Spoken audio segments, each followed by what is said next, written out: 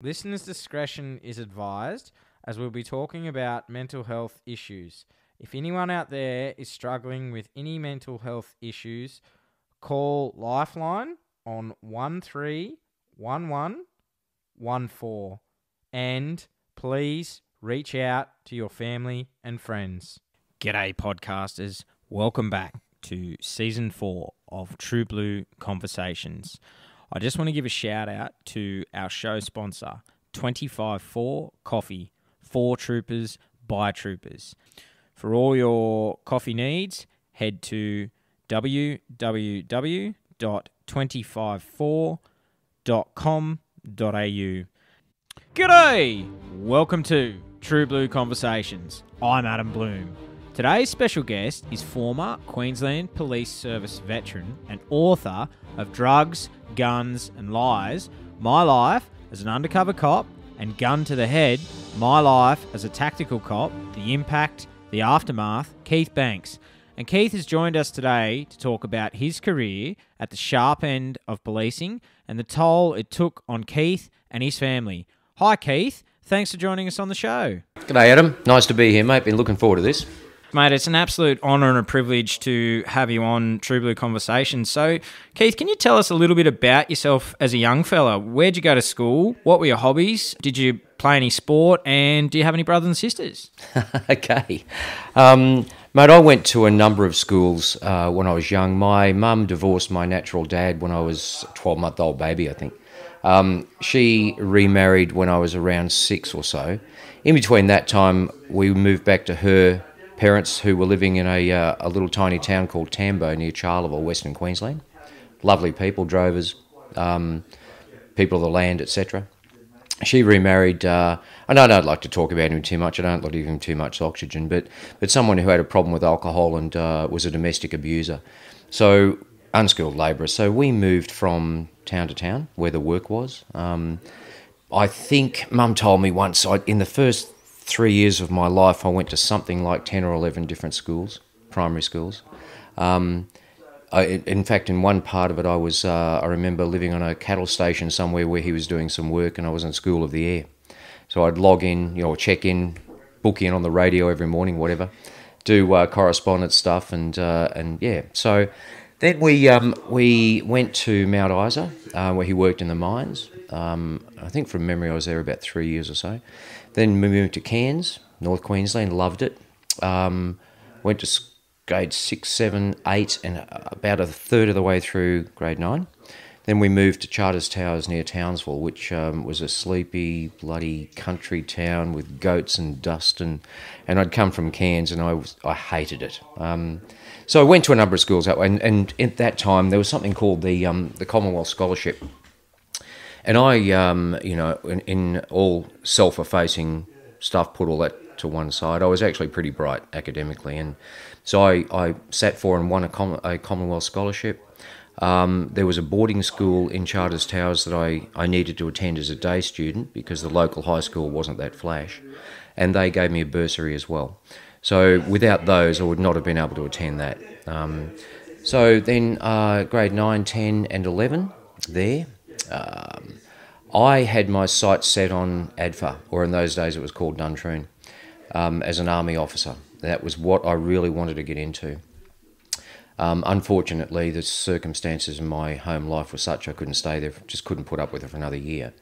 And around the same time, there was a police recruiter who was coming to the school, and I always wanted to do something, Adam, and it sounds cliche, but I wanted to do something with service, I could have easily gotten into a law degree, a medical degree. I had those marks, but money didn't really interest me. I had all of that that need to serve and protect, and having been bullied by him and others most of my life, it probably doesn't take a shrink to figure out why.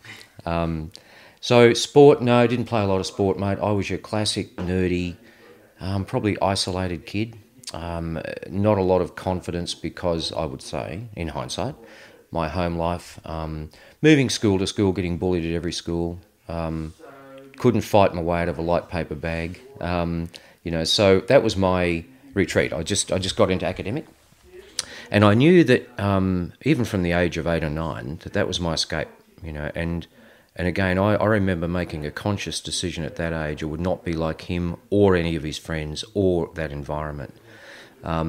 So I class it as I escaped in year 12. I was 16 and 8 months, I think, when I left home on the train and went to the police academy. So you mentioned like moving from town to town, school to school. Did you have any friends back then, Keith, that you could sort of rely on and sort of help you get through that troublesome time? Or Not at school, not in that environment. I did join the scouting movement. Well, actually, I was a cub, and I went through that. I met some good people there, but we just kept moving from town to town. Yeah. So in Cairns, I joined the local scout troop and had some great mates in there. Thank God, blokes I could go and see on a weekend and so on, and just be a bit normal with and not be completely on my guard. And they were good guys, but really the friends I made were literally day one of the police academy. There were just some good people I met, and we're still lifelong mates now. So you mentioned that you went to the police academy, and obviously you mentioned your willingness to serve. What was it that drew you to? Was it just an escape to get away from your stepdad? Like, or was there something more? Oh, it was much more than that, but it was really the timing. So, year 8, I joined the Army Cadets in high school, and in those days, you learned how to shoot as well as march and whatever. And I turned out I was a pretty good shot. So I represented North Queensland in the Army Cadet shooting competition, the old 303, and I just was drawn to that entire community and connection, and that whole tribe is a word I use a lot. And the teachers who were in charge of us were good, strong male role models, and thank God I had them, because I didn't have one at home. One in particular, the deputy principal, he'd seen service. I think he'd seen service in Malaya and Borneo, and he was a bloody good guy. And he took a bit of an interest in me as well, because he could see, long story, mate, there was a domestic thing at home one night. I went to the principal and said, I need to come and live here, and all of that stuff. And he was really supportive. So that was my chosen mission. I wanted to be in the armed services. I wanted to be an officer. I wanted to have a position where I could actually do something meaningful. And then the cops at the same time, I thought about that and thought, wow, this is something I can actually do that's meaningful. Protect people from predators, protect people from bullies, And my intention was to go to the academy, do the year 12. We were paid. I remember the first time I went there, mate, I had a room of my own. I'd never had that before.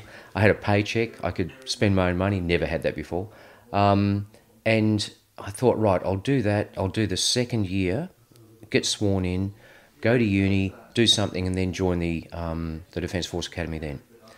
Difference was, mate, once I got out on the street and I actually started being part of something that meant something to me, all of that ambition, all those goals went left. All I wanted to do was be a copper and lock up bad guys. So you mentioned that you went to the police academy at 17. Can you share with us some of your more memorable experiences in the academy, and being 17, what was that like? It was a bit of a culture shock for you, and there's one story in your book with your sergeant that, if you can share with us your special bond and relationship you had with your sergeant. Well, the very good questions there, mate. And again, it wasn't even 17. I was 16 years and whatever. I didn't turn 17 until May. I loved the fact that I was part of an organisation that had shared experiences. Now, in the academy then, and I won't name this clown, but there was a particular cadet who was a bully, an absolute bully, rugby league player, threw his weight around, bashed me in the first 2 weeks for some transgression I'd committed. God knows what that was. Probably looked at him the wrong way. And I, again, was still quite an unskilled fighter. Just a nerdy little kid who was in the academy and starting to get fit and so on. But anyway, that was a memory that's not very good. I did meet him again years later, not so long ago actually, and we had a chat. and he apologised profusely, but that's another story. And read into that what you will. But the discipline, and I remember thinking this is probably what it's like at the Defence Force Academy. As cadets we were living in, we had the sergeant that you're talking about, Tom Malloy, who was an Irish guy. He was a Royal Navy veteran. He'd been sunk twice in World War II. He was the absolute disciplinarian, and this big, scary creature with white hair and a voice that was about 400 decibels and this Irish accent, and he'd appear like a ninja if you walk past the quadrangle, which was the sacred ground, or sacred acre it was called. If you put your bloody foot on it accidentally, he would suddenly materialise like he'd been beamed aboard from the bloody USS Enterprise. Come here, yar! And then suddenly you were doing bloody push-ups. One of his favourite punishments was to get you to go to the armory with him, take out an old 303 Lee Enfield, put it above your head at arm's length and run around the oval until he told you to stop. That's okay. Often he forgot you were there. And when it first happened to me, I'm running around in bloody full winter uniform, buttoned-up tunic, running around thinking, Jesus, and one of the other staff members saw me and came over and said, Sergeant Malloy sent you here? And I said, yeah, he did. Look, he's gone to lunch, don't worry about it. He's forgotten about you, mate. Just go back to class. And I thought, wow. He hated the idea of cadets. Being a man's man, he firmly believed that to be a copper you need to have life experience. And I have to tell him in hindsight he was right. So he rode the cadets to the nth degree. He was trying to sort out which of us had the fortitude to stay and which of us just thought, no, this is too much. I thought he was a prick for 2 years. Scared me, punished everybody, frightening creature. Then when I graduated, I had to turn 19 before I was sworn in. And the night of my swearing in, I went back to the academy. In the meantime, I'd been working in a few stations just as a general dog's body, no power of arrest. Went back to be sworn in, with the full uniform, the checkered band, the parade, all that stuff. And before we marched on to the swearing-in area, he came up and shook everyone's hand and shook my hand and said, well done, son, well done. And, if you couldn't put up with my shit, you wouldn't be able to cut it out on the street. I just want to say, well done. And I said, gee, thanks, Sergeant. And he said, no. Now you're a constable, mate. The name's Tom. And that really stuck with me, So it was never personal. He just wanted to make sure that whoever got through had the right stuff. And I think it's a very key point you touch on there, because I had a similar thing in my first job. He was 64, so your age you are now, and I was a young 19-year-old, first job, bright-eyed, bushy-tailed, and wet behind the ears, and he did the same thing. He was hard on me, and he used to called me a shovel-nosed C and all these things and all the stuff you can't get away with, and one day I think, mate, I just snapped back and I just threw it back and I said, you listen here, and he goes, good, you fought back, that's what I wanted, and he said, now you've earned my respect. And exactly right, mate, those early days of the earning your stripes, earning your respect, and you touch on a key point that I was listening in, where when you were 17, you're going out to face, life and death situations, and I'm glad you mentioned it, that was going to be my next question to you, was, did you feel ready to go out when you were 17? Looking back now and all the life experience, were you too young, or were you? And even when you were 19, when you were sworn in, were you too young, do you think, looking back? Absolutely, yeah, for sure. Being 19, even if you had some street smarts and life experience, you're still walking around with a power of arrest, a firearm, handcuffs, the ability to take someone's freedom away, or, worst case scenario, kill them. That's a lot of pressure and a lot of authority to give a 19-year-old. And in any police department where you don't have the right training officer to work with, that can be a recipe for disaster. I personally would have recommended that the age be increased to 21 as a minimum.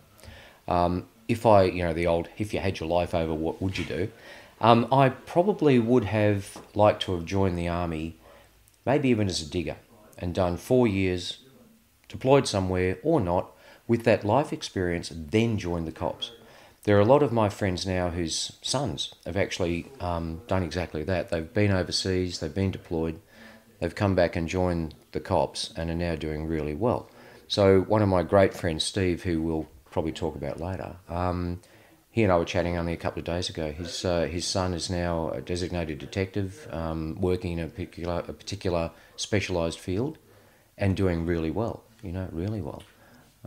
So I think I agree with you, because I look back to, Keith, I'm only 30, and I look back to where I was when I was 20, and I saw the world very differently 10 years ago to how I see the world now. And I think with life experience, with age, you mature, you learn to deal with certain situations a bit differently. And my brother, his ex-girlfriend is a police officer, and she's young, so she was 20 or 19, I think, when she joined, and she actually got hurt on the job, and she rushed into a situation, and from only what I was told, rushed into a situation and probably didn't take that step back just to wait a second, assess, just being that little bit gung-ho, being, as you know, being young, just taking that step back and just realising, and got injured, got really badly injured.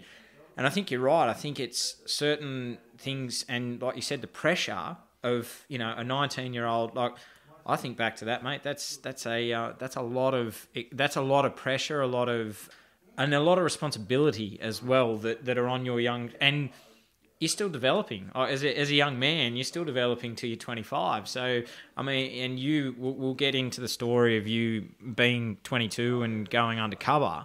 And I think you're 100% right that the life experience, you can't knock that. That is gold. Having that life experience is absolute gold.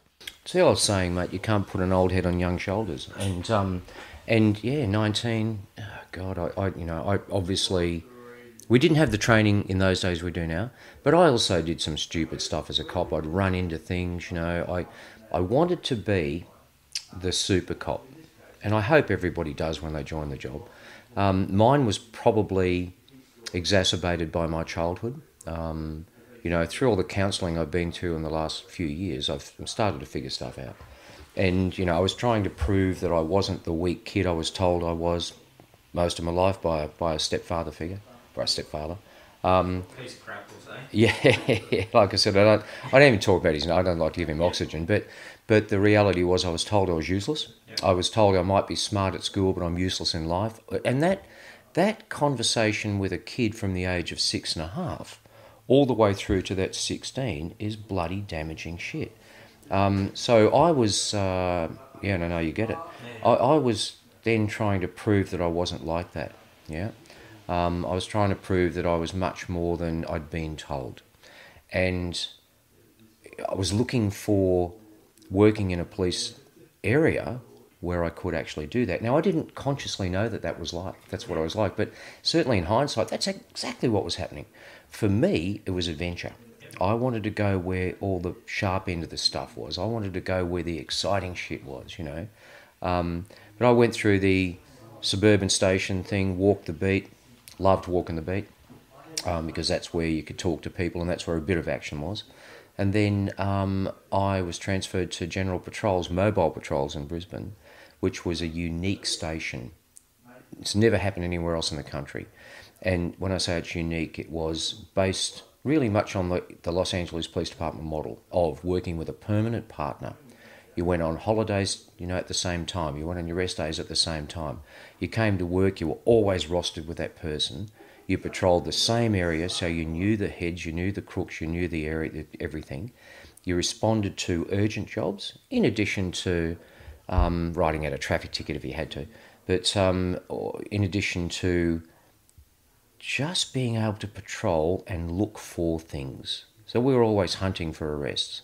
A lot of uniform... Bless them, a lot of uniform stations. They go to work. They might jump in with you for a patrol for 4 hours. Next day they'll jump in with someone else. This really created a camaraderie because all of the crews generally then worked the same roster together. So, you'd turn up to a domestic dispute call. The other crews wouldn't book on the air to say they were there, because only one was allowed to go. They'd just be cruising around the block just to make sure you're okay. And that was amazing. It was the best uniform job I ever had. So let's go back just a touch to you. So you get sworn in at 19. What was that moment like for you? And I want to. Was it a big up you to your stepdad that you'd accomplished something on your own, let's. No, it was more, mate. It was more a screw you to that guy who'd bash me in the first 2 weeks of my academy life, because he was a police cadet as well. Yep. He made my life miserable for the next 2 years. What it did was it prompted me to really get into a martial art training routine, because we had in those days, I didn't mention it, but we had self-defense training, which was judo, karate, that sort of stuff. My very first karate lesson, I thought, wow, where's this stuff been all my life? And it just prompted me to train harder and harder and harder.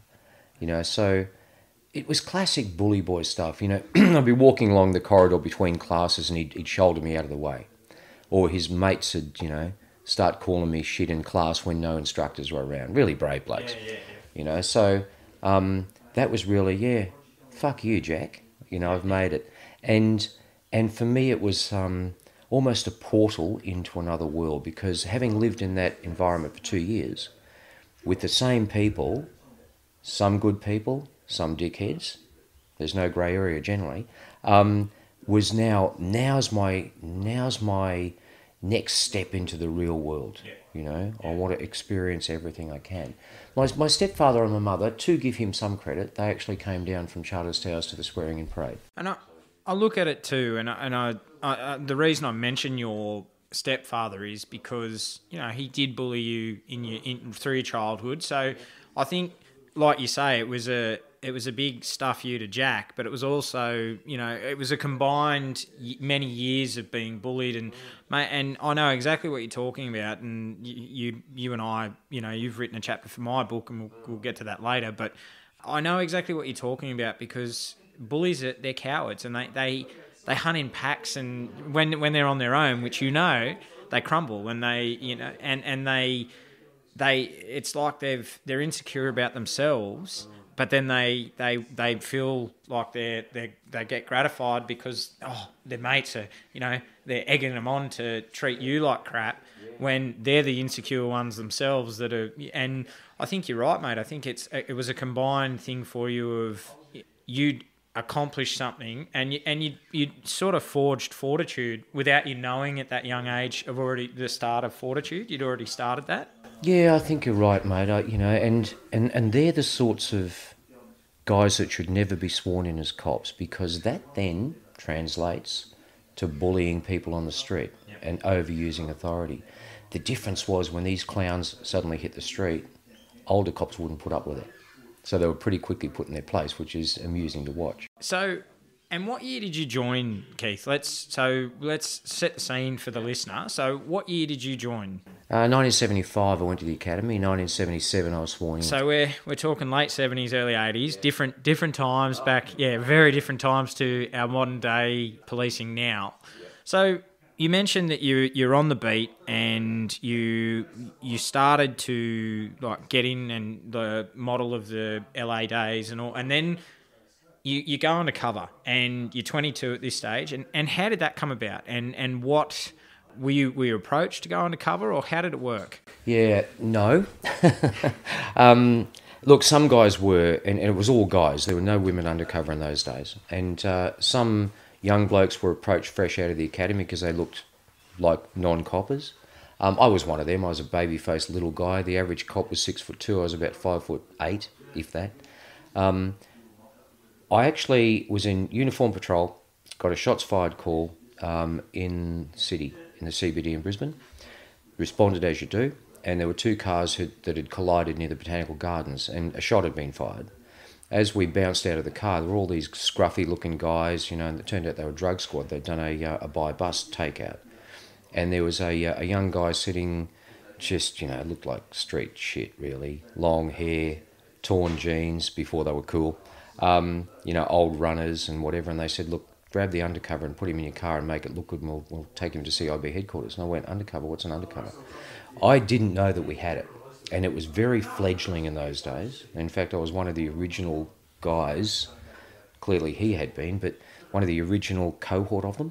So I wanted to go there because that looked really exciting and cool. Let's be honest, I was almost 22, so that was a bit of, wow, I can grow my hair and put an earring in. But also I had been to, even at the tender age of almost 22, I'd been to a number of heroin overdoses where blokes had died, shot up and died. And heroin was starting to come into Australia from about 77, 78 through the Mr. Asia syndicate, Terence John Clark.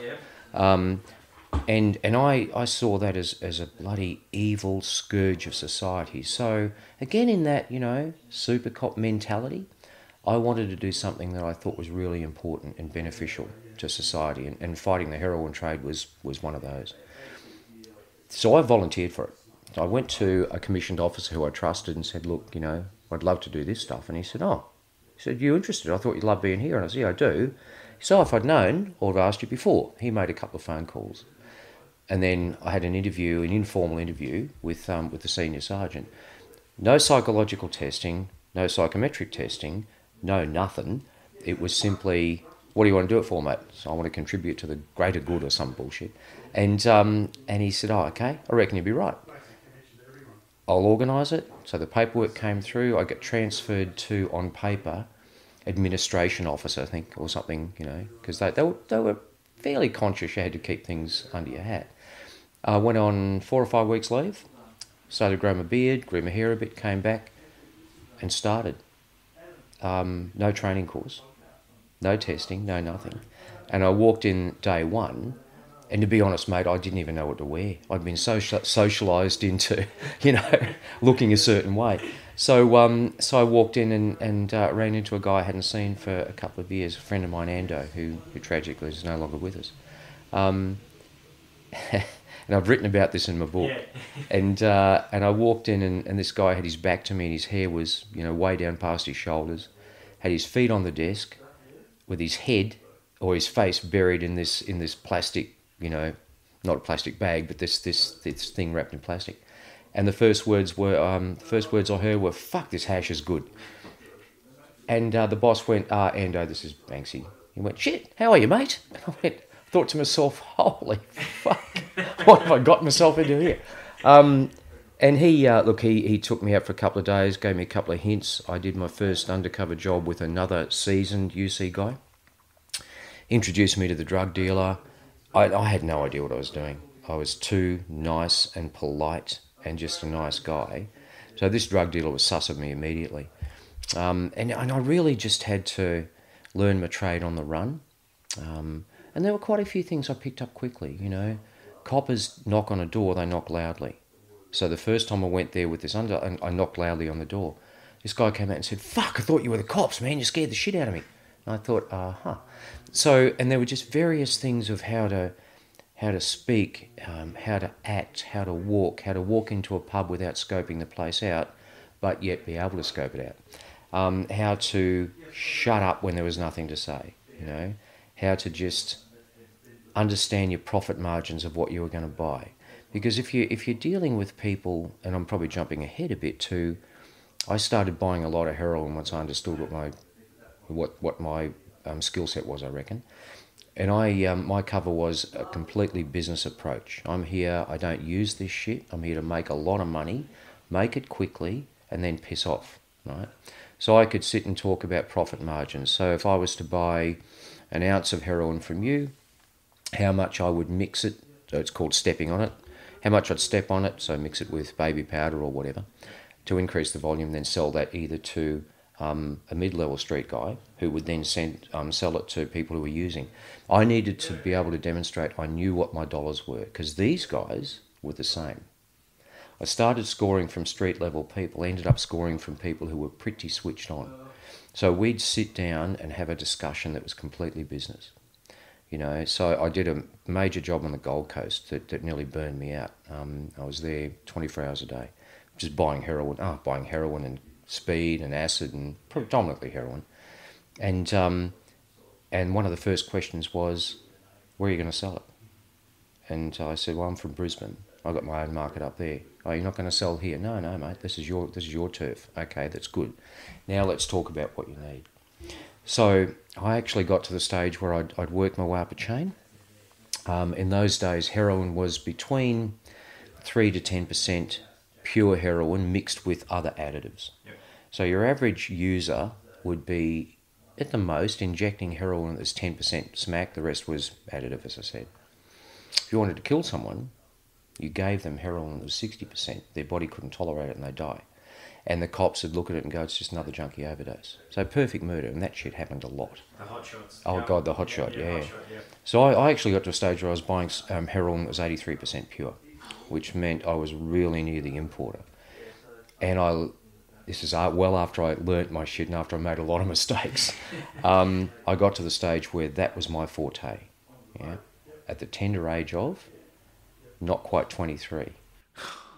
Mate, that's the scary part. I sit there and I think back to, did it ever cross your mind? Obviously, you've got, you're playing a role, you're playing in, and you're very smart with your intellect and all that sort of thing. Did it cross your mind that, shit, I could be killed doing this sort of stuff? Like, did you, and how did you? So obviously, fears are, we talk about fear a lot in being a first responder, and did you harness that fear and like, did you, every time you go into a buy, did you think, shit, I might not walk out of this? Or oh yeah, oh yeah, and I I look back on it now, mate, and I think, whoa, that was a bloody dangerous time of my life, but at the time, it was exhilarating. It was a rush, and once you experience that bloody adrenaline hit, you want it more and more and more, and that was my drug of choice. and oh yeah, every time. And a friend of mine who's an ex-undercover guy who I just spent a week with in Brisbane doing some filming and stuff, Chuck said the best way he describes it when someone asks what it was like, you should say, okay, think about the most dangerous thing you've ever done, the most dangerous, frightening thing you've ever done. Yeah? Yep. Now do it 3 times a week. And do it for 2 years. That was undercover work. Yeah, right. Yeah? But again, the rush and exhilaration, so I put that in the front part of my first book, I think, Fear and Exhilaration of Blood Brothers. So that's what kept drawing me back particularly to that lifestyle. Combine that with, man, before I went undercover, I'd never smoked a cigarette, I'd never had an alcoholic drink, certainly never smoked dope. And in that world in those days, it was expected that you would smoke weed. It was never formally condoned, but it was certainly informally supported. So within 3 months, I was drinking in pubs, I was pulling cones with bikies, I was having joints in car parks, making drug deals, and my entire world was turned upside down. Now, and I was still training whenever I could in Taekwondo, 4 or 5 times a week. Whenever I was in town or whenever I could. And I was prepared to change my morals about lifestyle because I thought that was for the greater good. But it just changed me in ways I never expected. One of my favourite introspective things is I went there wanting to change the world and didn't realise how much the world had changed me. And 2 years of that. And so, Keith, you see it today that there's the undercovers are looked at, and you talk about this in your first book, and undercovers back then weren't treated. They were treated like cannon fodder. Really, we say cannon fodder, and you lost a lot of good mates because of the way they were treated. And did you you see it today? There's handlers, and they've got the undercover program's a lot better run these days than it was when you were in the program. Did you have to report to anyone, or was it just Keith just does his job and just what happened? It was a mix of it, to be honest, mate. Sometimes we'd be sent out, and I say we, there were only 5 of us at the time.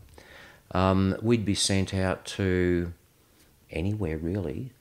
Sometimes we had a target list. Sometimes it was just, we've got nothing happening, Banks, you get in your car, drive to Cairns, give us a call if you get anything. So no handler, no support. That was often what it was like initially. Then things changed a little. You know, you might be sent away with a target list with intel. The handler was in Brisbane, so you'd actually ring, and for all those people listening under my age, scarily enough, there were no mobile phones. So you'd actually find a public phone box, a pocket full of 20-cent pieces, and ring the office whenever you could to say, hey, I'm still alive and this is what I've got. Then if there was sufficient, they might put us in contact with a local detective that we could hopefully trust, because there were some coppers who weren't the type that you'd trust with your shopping list, let alone your life. And then warrants would be created, sworn. Drug squad team would fly up, work with the local detectives, and come in and arrest people that we'd been buying drugs from, yep, in those individual things. Claim all the credit, and then go back again. And often the undercovers were just left by ourselves to make our own way back to Brisbane after all these blokes and girls had been up there in the local paper, headlines, you know, patting each other on the back at the local pub, and we'd be just sitting in our unit going, well, rightio, I've got to give this a couple of days because people are now going to know who I am, and I've just got to make my own way back as safely as I can. I'm sitting here just thinking, mate, that's so much pressure to take on as a 22 and 23-year-old. And you mentioned in your first book, Drugs and Guns and Lies, you talk about meeting Sally whilst you're undercover, and the time Sally injected Shane with his first hit of heroin. What was it like seeing this happen in front of your eyes, knowing that you were a police officer sworn to protect life, and how hard was it for you not to blow your cover? That's one of the things that'll stay with me forever, I think. So that was an operation I was doing on the coast where I was all alone, just spent there buying heroin day after day after day. And this young guy, Shane, I thought was probably 18, probably. He was your classic Gold Coast surfer little kid, violent father. So I tried to, and that's, you meet people in that undercover world. So it's not all just about getting out of bed, buying drugs, going back to your motel. You're in that world, socialising as much as you need to. So I sort of took him under my wing as best I could, bearing in mind my cover was I was a heroin dealer. Didn't mean I didn't have empathy. You know, I've met some drug dealers who've done horrible bloody things, but actually aren't bad people, if that makes sense. Yeah, it does, yeah. So I took him under my wing and tried to give him advice about how to deal with it, and I said, look, mate, you're going to be old enough to move out, you know, thinking he's 18. And it won't be like this forever, and so on. So Sally was another classic blonde, good-looking Gold Coast girl who was a functioning heroin user. And again, just as an aside, that changed my view of heroin users, because I thought they were all emaciated, you know, no front teeth, that sort of classic thing that you see. But I learnt that a lot of heroin users can be highly functioning. So she was dealing on the side as well. So Shane came. I was at her place one night, either socialising or setting up a deal or something, and he knocked on the door, and he'd been assaulted again by his father, and he came in and he was, you know, pretty unhappy. So they, Sally and her female friend said, oh, look, we can make you better, and injected him. First time he'd ever used heroin. Now, part of me wanted to intervene, but the other part couldn't, because you ask yourself the question, why would a heroin dealer intervene in someone who's, you know, having a taste? It just doesn't happen. What broke my heart was that after that operation was over, and later, somewhat later, I went back to uniform, then plain clothes. I kept track of him informally through a mate of mine on the Gold Coast who was a copper. And Shane died of a heroin overdose 4 years later. What I didn't realise until the operation was over, that he wasn't 18, he was 14 years old.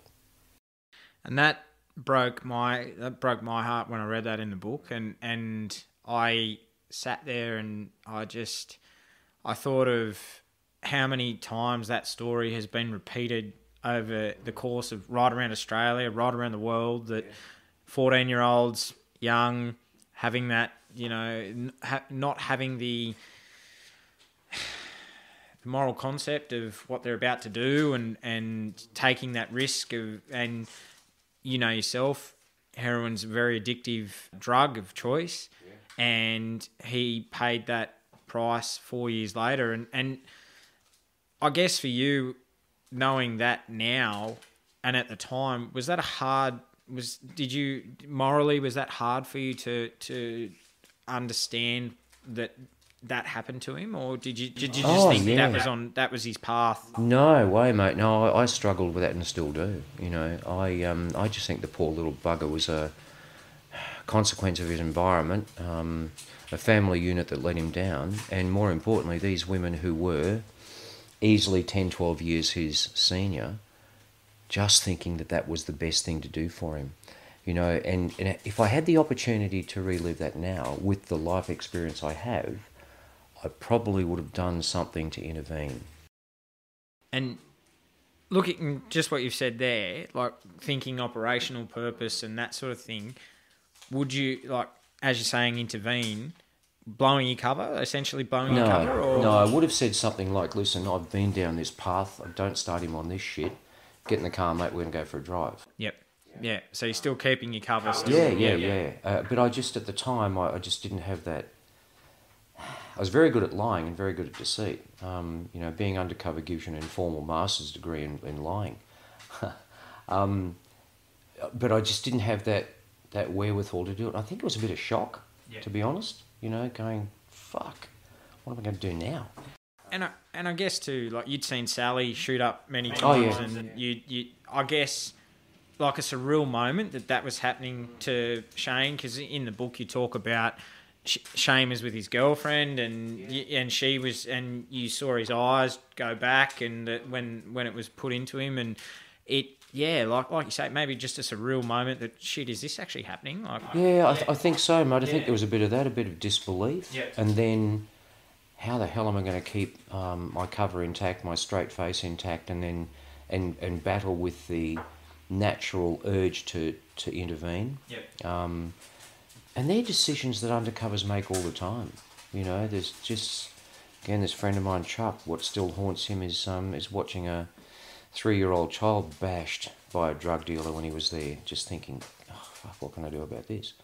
You know, and it's very, very common, very common.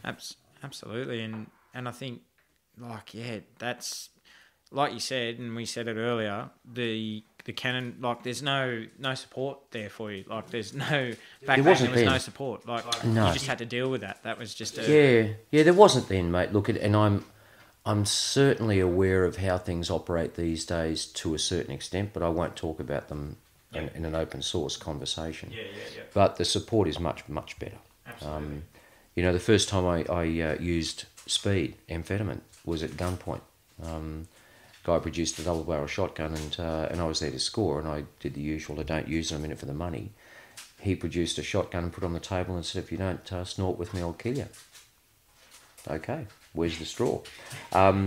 Because it wasn't like the movies. There was no backup. There was we weren't wearing listening devices. There was none of that. You were just literally life and death in the world, and you had to figure it out on your own.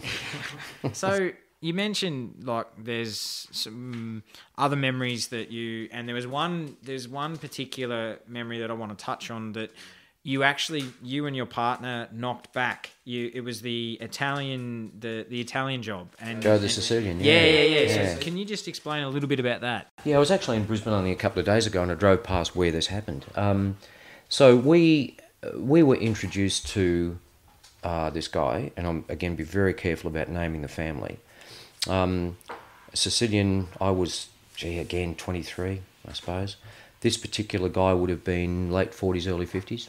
Very heavy Italian, a very heavy Sicilian accent. The informant had introduced us to him. This is our first meeting. The story with me was that I'd inherited a lot of money from a relative in Sydney. I was too lazy to work. I wanted to double it, triple it, whatever I could do. It's a pretty common story. My colleague Larry was working with me at the time, one of those rare occasions where there were two of us. And we met, we drove his car, Larry's car, which we actually had bugged, to a swimming pool in Brisbane and met this guy, classic swimming pool car park. The informant and he got out of the car and he walked over. I was sitting in the back seat and he jumped straight into the back seat.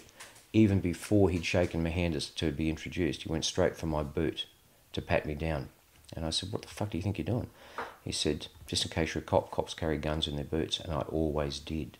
And for some reason this day, my gut said, won't carry one today.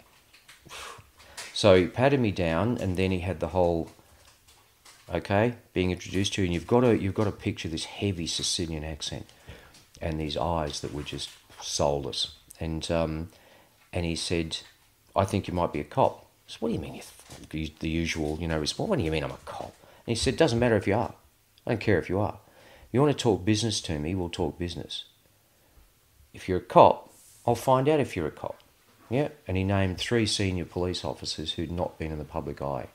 He said, they're all friends of mine. And that's when I was keeping the straight face thinking, holy shit, how's he know them? And he said, so you want to do business with me? We'll do business. I've done business with cops before, right? And he said, but if I find out you fuck me, he put his hand up in the shape of a pistol, did 3 thumb drops and said, you're dead, your fucking family's dead, and your friends are dead. And I went, let's talk business. So we had a conversation which was about going over the border to a certain notorious town, buying 100 pounds of dope as a sample. Yeah. Yep. I would go down there with Larry, we'd drive the truck back. He said, I'll sell you give me the money, I'll sell you, up to you how you get it back. So then when you're ready and you understand it's good, then we'll do real business. So we then said our goodbyes. The bug was recorded onto another couple of cassettes. One of the surveillance guys gave me a copy the next day and said, you need to hang on to this for safekeeping, if you get my drift. Yes. In those days, there was certainly corruption in Queensland, but it was pretty much controlled by a particular cohort, including some very senior police. So yes, we'll get to that. Yeah, I took his meeting. Yeah. I took his meeting and said, okay, thanks for that. Went back in, we snuck our way into the office because the boss wanted to talk to us. And in essence, he said, look, guys, I understand if you want to continue with this job, but you both need to understand, if you go over the border, I can't guarantee your safety. And we looked at each other and thought, shit. He was obviously talking about some corrupt New South Wales police. He was talking about corrupt Queensland police, talking about this particular family who were ruthless. Larry and I went out and had a few drinks and then talked about it and came back into the office the next day and said to the inspector, I think you're right, boss, I think we might let this one go. And he said, I'm glad you decided that because the tape has actually gone upstairs and they're aware of it. And upstairs being very senior cops. And that was a real watershed moment for me about corruption. That's when it all got real to me. And fast forward, 10 years or so,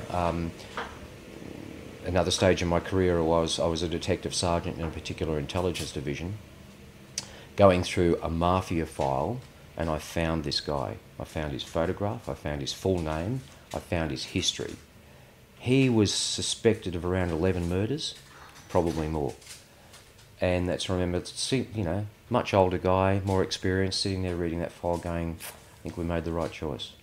I think so, and I think that moment of, like you said, trying to be super cop, you're glad that you're being at the sharp end of undercover work, and you're glad you had the gut feeling to say, yeah, no, this is too big. Maturity-wise, it's too big of a job to get involved in, and I'm really glad that you did make that decision because, you're still here today and we could talk about it. But, yeah, I think it's a great lesson that sometimes backing your gut instinct, and like you said, that day that you didn't take the gun, that you usually would take your gun with you, yeah, you mentioned it throughout your book and both books that you backed your gut. A lot of the time it was all gut instinct and you were backing your instincts to... And they pulled you through probably some really moments that were, hair-raising moments that So yeah, absolutely. And you mentioned that the undercover work was taking its toll. Were there signs that you'd had enough and you knew that it was time to get out of being in undercover, or? Mate, I think that I didn't know. I didn't know how much it had affected me, and I didn't know until years later. I've actually now accepted that I was changed. I thought I went through it fairly unscathed, but that's wrong. I think I just got to the stage where I thought, this isn't progressing my career anywhere. I'm having a lot of fun. I'm smoking way too much weed. I'm drinking way too much grog. Having too much of a good time. I need to actually get back before it's too late to transition or to resurface.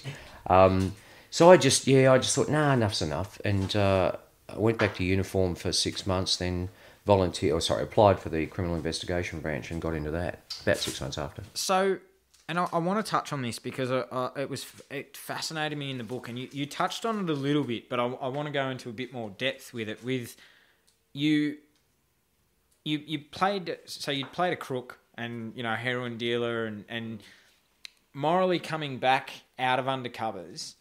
How was it how hard was it to go, no, I'm Keith Banks, I'm the straight police officer, this is what how hard was it to go, oh, morally, I was doing this, I was buying drugs off them.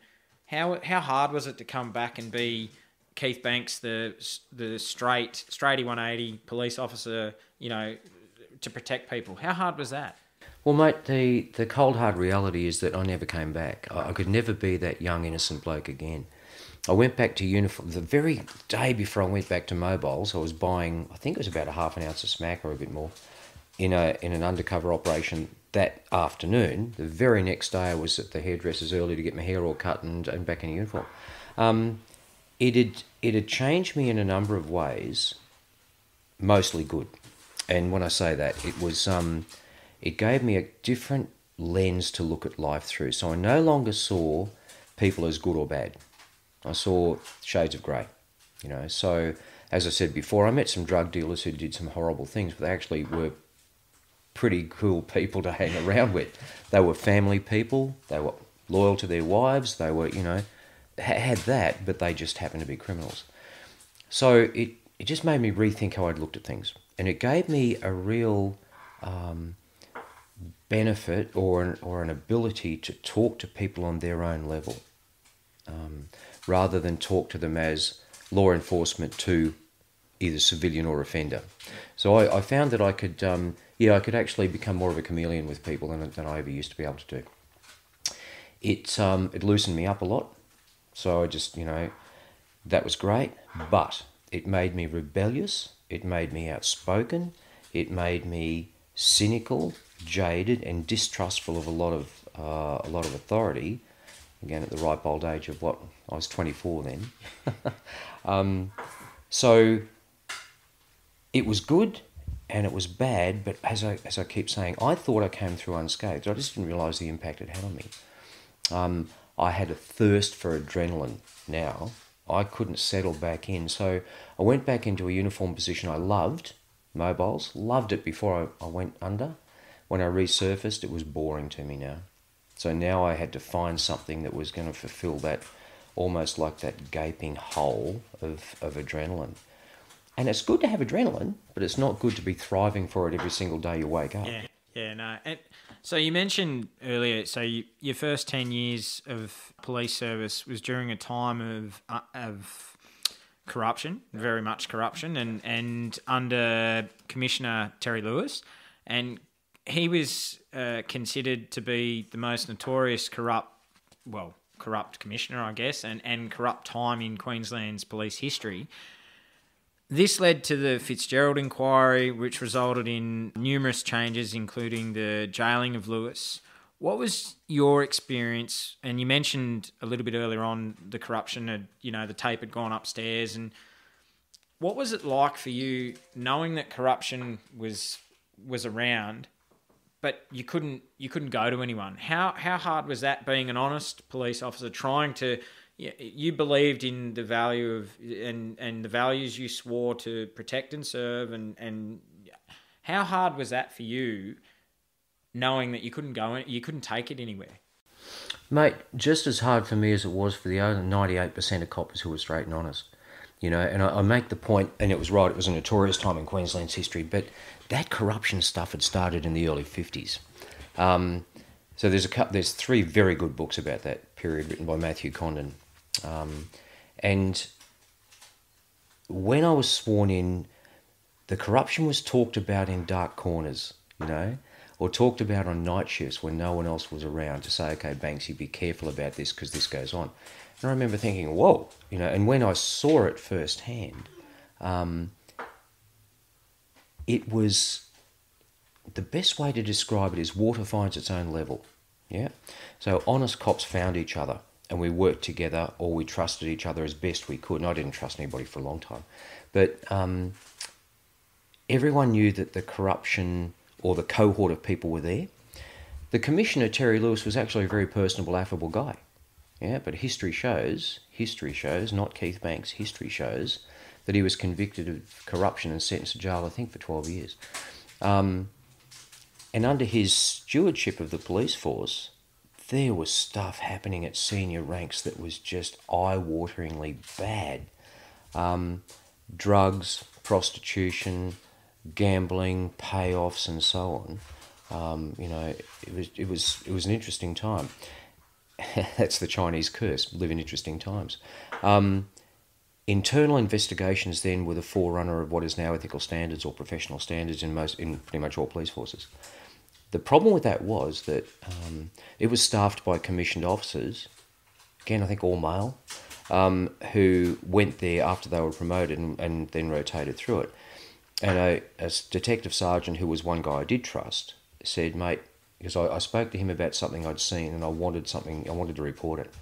He said, mate, if I were you, I'd just shut up and move on. I said, what? Why? He said, because you go to the wrong person in internal investigations and you don't know who you're talking to and who they're allied with, you may well come home and they'll be waiting outside your flat with a search warrant and there'll be an ounce of heroin in your bedside table that's been placed there. Or there'll be stolen property in your garage that's been placed there. He said, it's not worth the risk.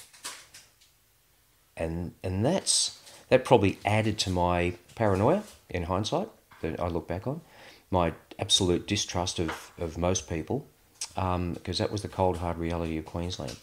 And even if it didn't go to that extent, if you were suspected of someone who might be thinking about being a whistleblower, there were unapplied for transfers available readily then, and you'd find yourself in, I don't know, Mount Isa or Thargomindah, which is not a very nice big place in Queensland either, or just an overnight punishment station, because you just might be saying something. So we'll try and make your life as miserable as we can, so you resign and get out. Yeah, right. And so I guess in the 80s, when it was when corruption in Queensland was at its highest point, you've only got to look 10 years down the track in New South Wales. What happened in the 90s of King's Cross, and so it was. I guess police forces right around the country, they've got their corruption. They've got their, like you said, there's 98% that are good, honest,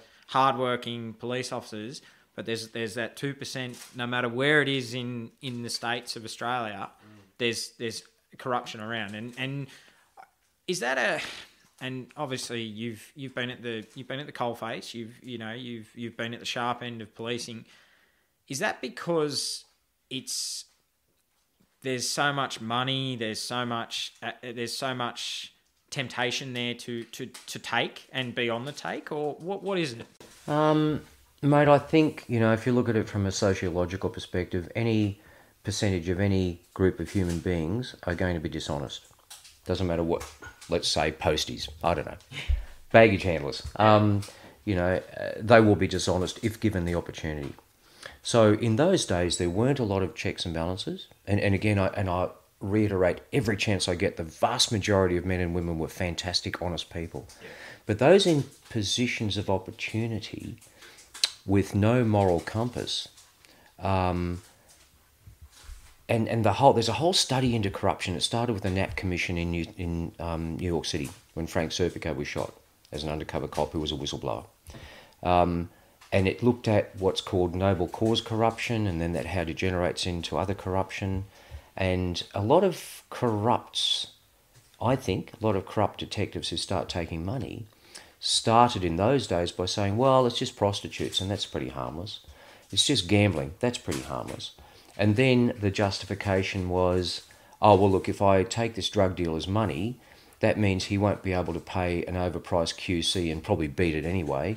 And I'm on a normal wage and my kids aren't going to private school. So people justify and rationalise. Yeah. That was never my style. It was never my style. Look, I've certainly been active on the street. I've certainly, used some pretty sufficient force in arrests. I've shot a couple of people, all that sort of thing. But taking money was never my bag. And I think it was because my mother brought me up in that way, So it's a huge combination of sociological factors, life experience, your own innate moral compass, good role models around you. But in those days, it was also much, much easier to do it. There was, and I've written about this in my second book, I think, a drug raid we went to. There was about $140,000 in cash found in a shoebox. Yeah. And senior policeman there said, we're going to rip this guy off. And I thought, we're going to what? And my other there were about 10 of us at the house. My other colleague and I were downstairs searching, and lo and behold, this very senior policeman came back and said, oh, no, we can't do it because someone else, whose name is Alex, had photographed the cash because Alex was an honest guy. All right? So not everyone on that raid was of a like mind, and thank God I had photographed it, because I don't know how I would have gotten out of it with my reputation intact. In other words, I'm not taking money, guys, you do what you want, it's not up to me. But had that happened, I would have had a target on my back for sure. I wouldn't have been trusted with anything again.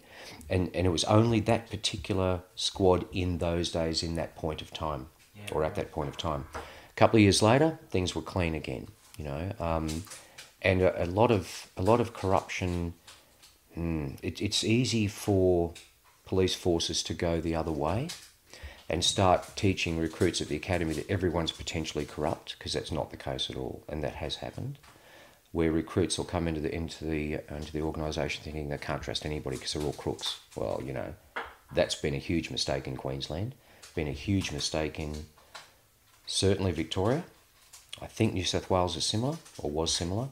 So you've got to have a balance in between teaching recruits, yes, this is what you must do if you come across corrupt activity. Between that and saying, everybody, don't trust anybody, you must report anybody that you suspect of corrupt activity, because it takes away your focus on protecting life and property. And you've mentioned it too, being a whistleblower. It's a very lonely road being a whistleblower, and you tread very shaky ground when you want to make sure that you're 100% to the cause of, yes, I'm 100%. And like you're saying, that's a moral compass that you have to live with as well, and that'd be it'd be such a hard thing to. But also, mate, it needs to be factual. True. I have seen careers destroyed by other people who falsely accuse them. I'm talking internal in the organisation here. Yeah. Cops falsely accusing others of various things because they want them to not be promoted so that they can in turn take that promotion. That's the fine line. Yeah. It really is. Yeah. And that's about a 4-hour discussion, I reckon. So, yeah, no, absolutely. There's always someone that wants to stab you in the back to progress and career progression. But you mentioned that, so you're after that adrenaline. So we move on from the Fitzgerald persona and that period of time, and you were one of the pioneers in developing a specialist tactical police response to incidents, particularly involving high-risk offenders. How did this come about, and how did you get into the emergency squad? Well, I was probably more part of the evolution, yeah. The emergency squad was our squad then, which was part-time, and they responded to domestic sieges, some high-risk jobs, raids and so on. And I became aware that they existed, and I went, right, set my sights on that. Because for me, again, that was the sharp end. That was dealing with good, violent criminals, and someone had to do it, and I wanted to be part of it, Volunteered for it, went through the interview panel, and in those days, we're all part-time, we're all part-time.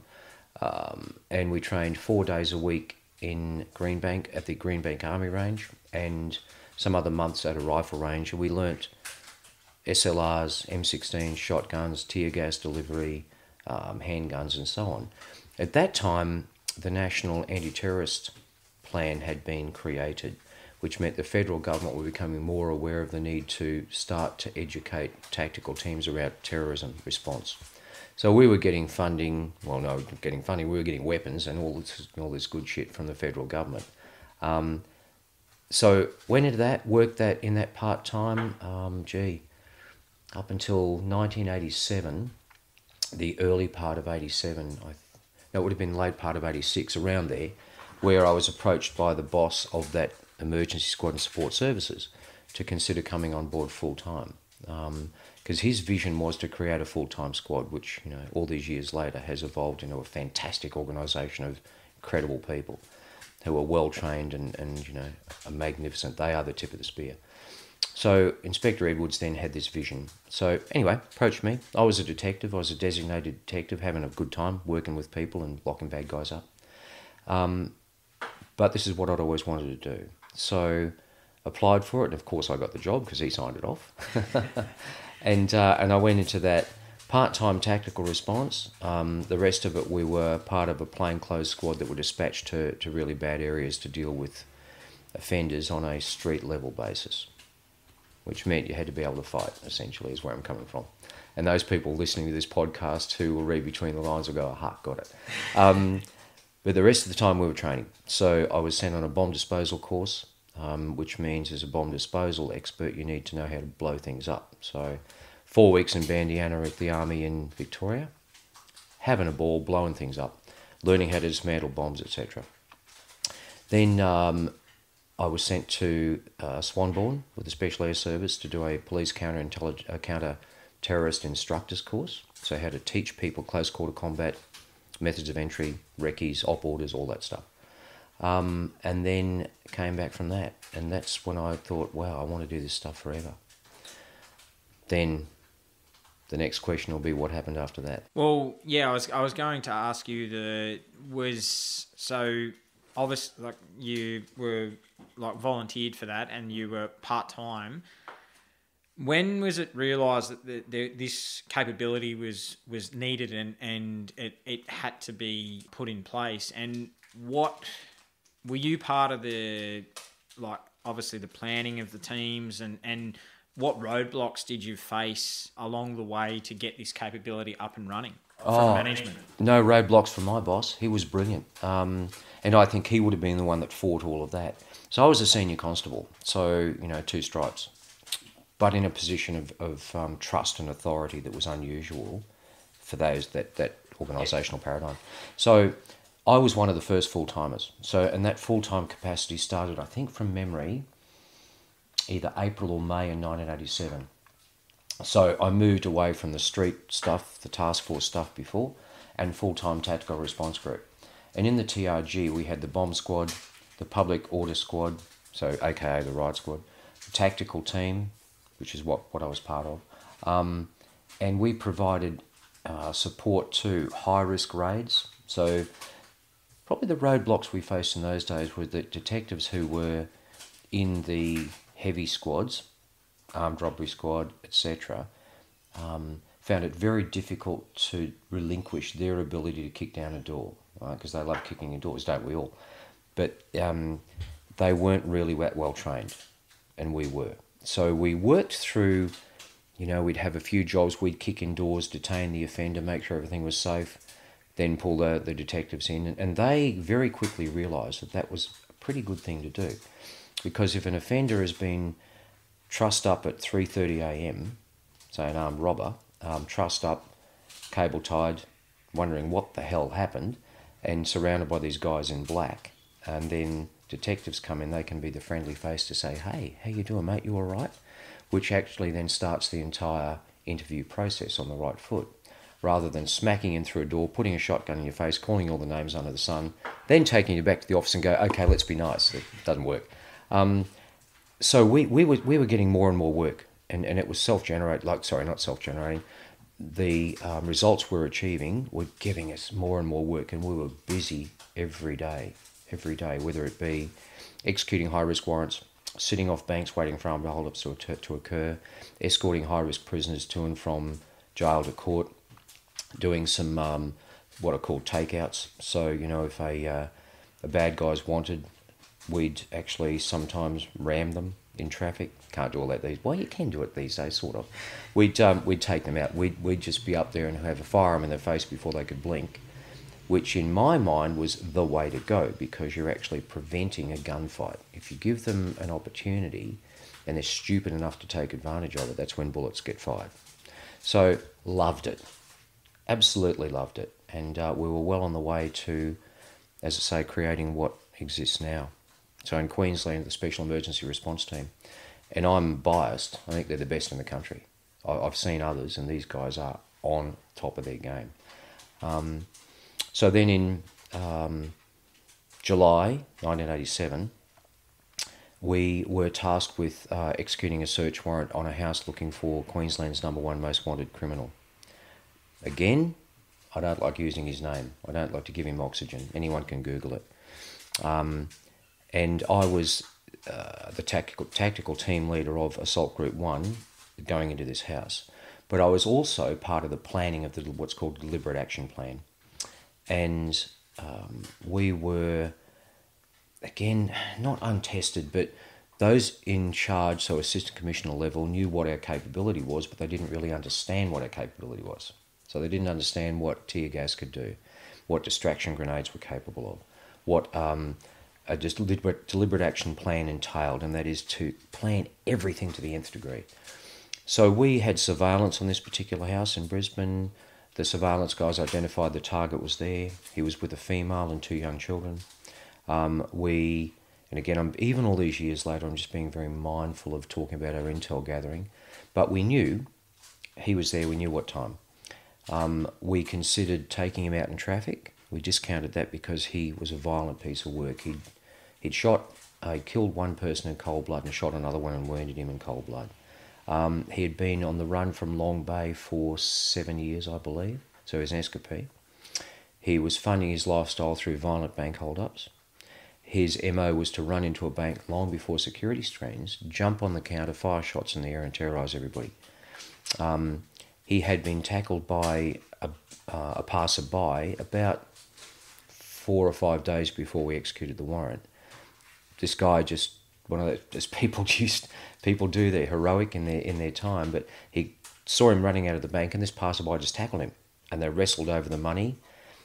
The offender got away with his .223 rifle and left about $35,000 in cash on the footpath. He was watching the news report and this guy was interviewed, the civilian. The news broadcasters in those days put his full name on screen plus the suburb he lived in, which is an easy way to find people. The offender started screaming at the television and told the TV that he was going to hunt this guy down and kill him. At the time, there was a woman in there looking after the kids and doing a bit of part-time nanny work who heard this, knew he was a crook, hadn't worried about it before, but this terrified her so much she went to the cops and told them, which, therefore, we were activated and ended up doing that. So we thought about taking him out in traffic, discounted that too dangerous. We thought about taking him out on foot, discounted for the same reason. So the only thing we were left with was to actually storm into the house, break our way in and detain him in the house. The deliberate action document, the op order, went up to command and it came back pretty quickly and they refused to let us use tear gas or distraction grenades. I suspect all these years later that distraction grenades, as soon as some boss who was, rather than ask a question, still makes me angry, rather than ask a question, just discount it because he would have thought, well, we're not using grenades like the army do. Tear gas, they didn't want that used because of the 2 children in the house, not again understanding that we would have been delivering gas straight into a defined designated area. And part of the action plan, the DA, was to go in with, have another team in behind us to extract the kids, so they would have been safe. Anyway, we were told to go ahead with it without what I knew was vital for the success of the operation. At that stage as well, we had bullet-resistant vests that were a level 2 vest, so their ability to defeat rounds was limited to shotguns and handguns. Rifles went straight through these things. The offender had a .223 rifle, so that was a problem. Very long story, but in essence, my assault team raided the house. One of the guys in my team was Peter Graham John Kidd. Kitty, mate of ours, of course. Kitty and I were the first full-timers in the TRG. And we'd always had a healthy competition about who was going to get sergeant rank first. It was just, one of those things you do. Peter wanted to be in the team, and I didn't want him to, because he was the only one in our team that was married. None of us were. And I had a gut feeling about this one as well. In essence, he argued, we talked about it, and I never told him. I never told him why I knocked it back. His widow knows now. And he talked me into it. I said, look, mate, if you come to the range, if you can outshoot me, you're in. The prick outshot me.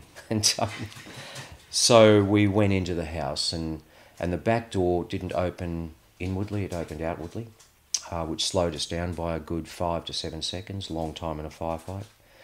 I had a distraction team beside the bedroom window to throw a ladder in the event that they heard us smashing the door, because we were trying to get in covertly. Couldn't get in. As soon as they threw the ladder through the window to simulate an entry team, the offender was out, fired 2 shots through the skirting board, exactly at where the crew would have been, so he was ready to go. We went into the house and he opened fire on us. He shot Peter 5 times. This number 2 in the room was knocked over by the force of the blast. Peter's body pushed him sideways. Number 3, my mate Steve, was shot. And then it was on. It was just an amazing bloody... wasn't frightening at the time. It was frightening later. But just this exchange of gunfire. And the ADF call it beautifully a 2-way range, where rounds are coming back at you. 2 of us engaged him, and he died at the scene. Yep. I've never lost a moment's sleep over putting bullets into that guy. Never did, never will. Oh, you should, mate. But thanks, brother. But what happened that haunted me for years was Peter was down in the corner, and we wore our vests under our blacks then, and I remember tearing his vests open. He was screaming in agony, and there were 4 bullet holes in his upper torso and 1 through his right wrist, and there was nothing I could do. And the ambos arrived within 5 minutes. Who the hell knows? Time slows down. But I was with Peter all that time, and it was just... I still had in the back of my mind, he'll be okay, he'll be okay. He was taken away in the ambulance. Steve was shot once in the lower torso. Thank God Steve survived. Peter died about 2 hours later in hospital. And that was the beginning for me of, 32 years. Yeah, 32 years, I suppose, of post-traumatic stress survivor guilt. It started to get better a few years ago, but it took me a long time. Because at that time, mate, there was no support, there was no psychological counselling, there was nothing. The police force didn't understand it. So I have no anger against them. They just didn't know what to do with us and how to treat us. And I just, Jesus, I remember drinking over the years, and it'd be another 2-hour conversation, but just drinking to cope and drinking to sleep, and this anger that I had, and this the facade that I put up was that I was all good. But within 6 weeks, I sat at home with my 9mm at home and put it in my mouth. Cocked it up, cocked a round in, put it in my mouth, and thought, all I've got to do is drop the hammer, squeeze the trigger, and all the pain goes away. And it's funny, when you're in that mode, you actually don't have a conscious you do have a conscious understanding, but you actually don't really worry about death. And time slows, doesn't it? Yeah, it does. Really yeah, does. I know exactly. Yeah, I know you do. I know exactly what you're talking about. And the reason I didn't was because my then girlfriend, who later became my first wife, was out at work, and I remember thinking, shit, if she comes home and sees this will destroy her life. I wasn't worried about me, but I was worried about the impact on her. And when I had that moment of sudden bloody clarity, I thought, fuck, what am I doing? Took it out of my mouth, unloaded it, ejected the round, all that stuff. And I woke up the next morning and thought, I'm in big trouble here. But I didn't know where to go or who to talk to. I certainly wouldn't tell my friends because I would have been kicked out of the group. I didn't tell anybody, so I just sucked it up, went back to work, and then just did the whole drink most of the night, get up and train, drink most of the night, get up and train, rinse, repeat. And what, over the next 12, 18 months, I suppose, I became almost homicidal. I wanted to be in every operation I could where there's a chance to shoot somebody. And clearly looking for revenge, but at that stage not understanding that. And I was in another siege a while later where another guy was shot, and then, shootings were becoming more frequent. And I realised that the nice young bloke that I used to be was gone. And this murderous, fucking dark human being was taking his place. So I realised I had to leave it. So I left the job I loved and went and spoke to my boss and I said, mate, I need to get out. I don't want to go back to uniform. So he did some behind-the-scenes conversation and got me transferred to intel and surveillance.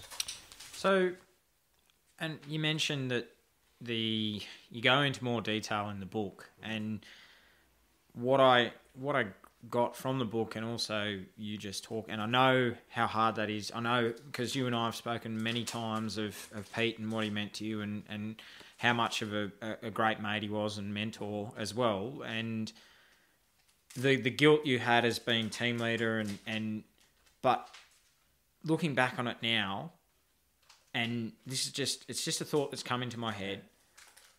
Would you say upper management was the cause of Peter's death? If you had the equipment that you were supposed to have, do you think he would have been alive today? Mate, it's to be honest with you, buddy, it's hard to say because the round that killed him ricocheted off his collarbone and split his heart in two.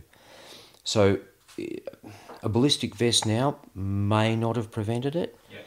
However, if we'd been able to use distraction grenades and gas like I wanted to, we may well have gotten in there and disabled the offender before he could have fired.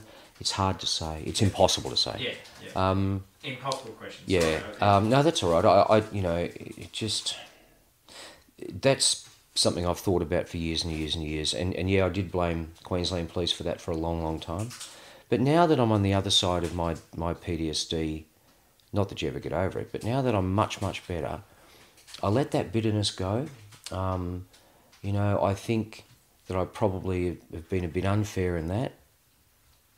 I cannot ever forgive the timing. It was the week of the Fitzgerald inquiry when the media was starting to hammer in on corruption. We were told when to go in, which was never ever done before. And I think that those in charge wanted a headline to take attention away from the corruption inquiry. I don't know, number one captured, and they got the headline all right. They got police officer murdered in line of duty. The funding for ballistic vests suddenly appeared when it had been knocked back. And ironically, Peter had put a massive report in not long before his murder saying we needed to upgrade our ballistic capability, and it was knocked back because of budget, and suddenly it appeared 2 months later because the media is a powerful animal. I don't know, mate. There's a lot of men involved in that operation that morning who've carried guilt for a long time, from the surveillance guys to the operators like me to other people who think they should have probably pushed more in the planning. And you know what? I've spoken to each of them and said, let it go, man. You weren't to blame.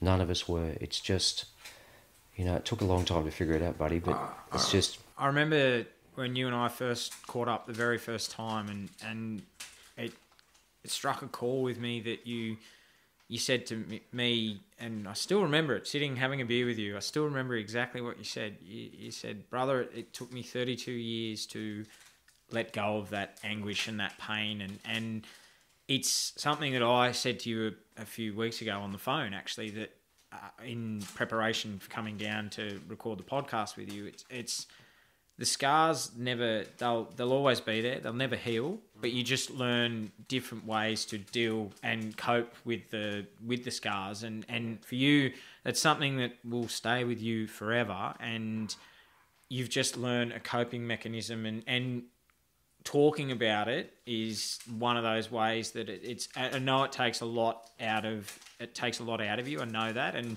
I know that anyone who suffers post-traumatic stress and depression and anxiety and all those mental health issues, it takes its toll. But I think for you, in a sense, it's part of your healing, talking about it and being comfortable to talk about it. Would you agree with that? I totally agree, mate. So, writing the books, talking about it on the podcast, doing some presentations I do to corporates when I talk about mental health and the need to be authentic around it, etc. Absolutely. Every time I talk about it, it's like it's a little bit easier. It does drain me. You are spot on. Yeah.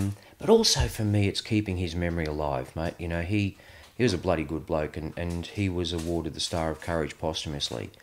And every chance I have to keep Pete's memory somewhere in history, keep it alive, keep it there, is I'll take it for sure. Absolutely. Because he didn't get the chance that I have. That's right. And you went on, as you said, you've gone on to do. You knew you had to get out of tactical, and you went into what the criminal intelligence. Intelligence. And in 1994, you were a detective sergeant, and you were transferred to major crime. And in 1993, you and other police responded to a siege situation in Brisbane CBD. Can you share with us that situation and what was going through your mind that day? Well, see, again, mate, because I just had this sharp end mentality. I'd turn up to anything that was dangerous. I just loved it. I was a major crime, but it was a Saturday. I was wearing a pair of jeans and a polo shirt. Hair was a bit longer. I'd been controlling an undercover operative, so I took any chance I could not to wear the suit and tie.